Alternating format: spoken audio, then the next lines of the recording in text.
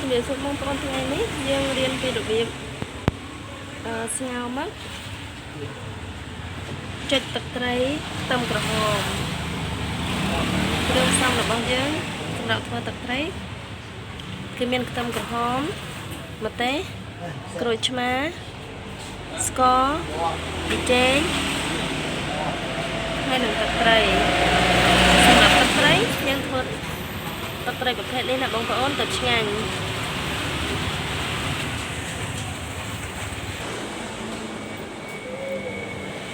មកលើនេះយើងចាប់ផ្ដើមដាក់មឹកចូលក្នុងបងប្អូនណា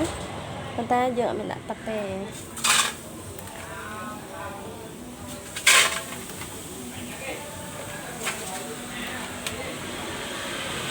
អីមកយើងដាក់អញ្ចឹងទៅមកសតុងនោះវាចេញទឹកមកហើយ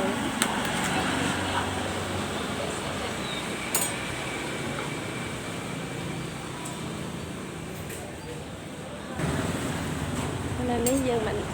ដាក់មឹកចូលរួចរាល់ហើយណាយើងចាំតតាវាក្តៅទៅ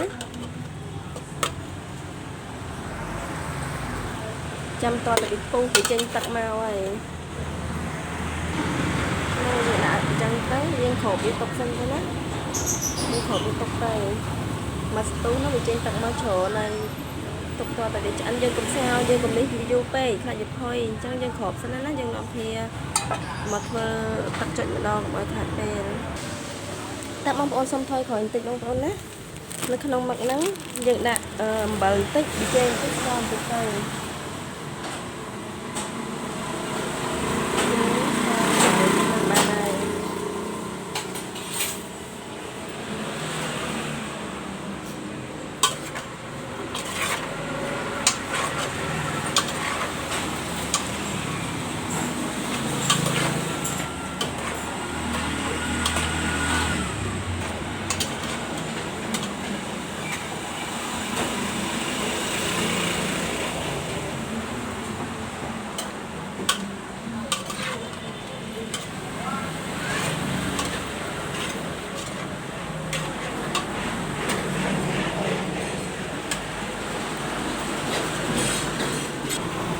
ឥឡូវខ្ញុំនឹងធ្វើទឹកជ្រលក់បងប្អូនណា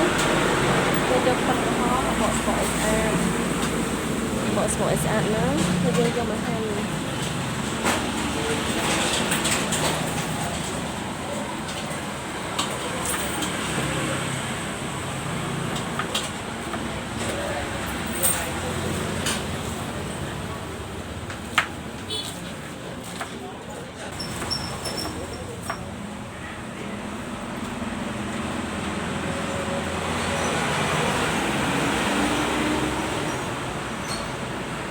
យើងហាន់ខ្ទឹមក្រហមជាបន្ទះស្ដើងអញ្ចឹងបងប្អូនណាឥឡូវខ្ទឹមក្រហមគឺយើងបានហាន់រួចរាល់ហើយណាបងប្អូន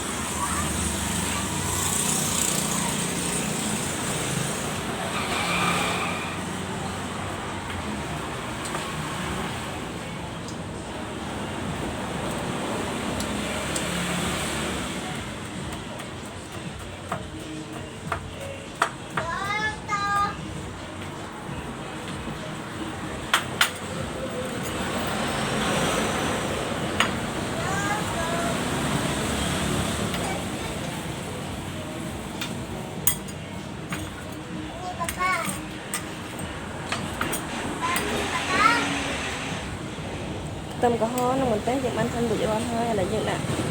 ស្ករចេងហើយនិងទឹកត្រីចូលណាបងប្អូនបន្ទាប់មកយើងចាំបាច់ចូលឈ្មោះចូល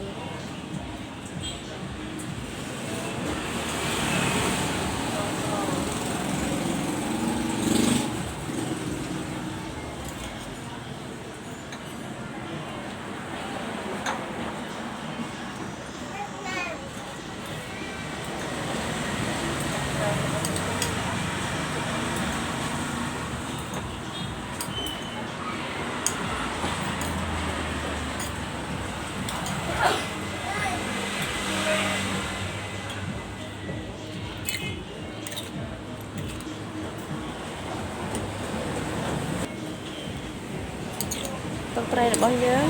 គឺស្បែកក្រូចឆ្មាថែមចូលមកទៀតមកអត់ទៅthấyរៀងច្រើនតិចទេបងប្អូនណាហើយយើងភ្លក់ទៅចូលជាតិទៅតិចយើងស្បែកក្រូចឆ្មាចូលមកឲ្យព្រមទៅតិចទៅ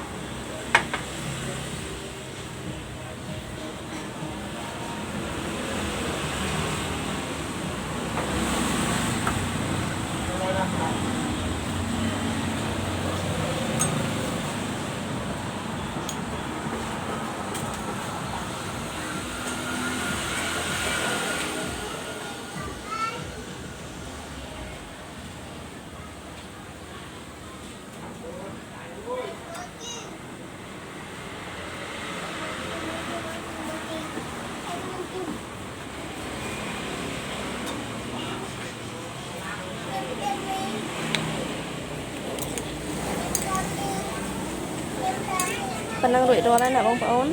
យើងភ្លក់តាមចំណូលចិត្តមកជូរប្រៃផ្អែមហឹរ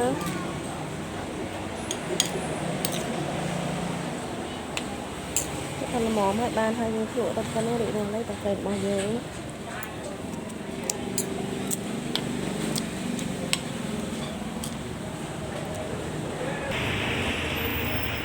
ចាឥឡូវនេះរួចរាល់ហើយបងប្អូនណាម្ហូបរបស់យើងធ្វើបានរួចរាល់ហើយសាកធ្វើញ៉ាំទាំងអស់គ្នាងាយឆ្ងាញ់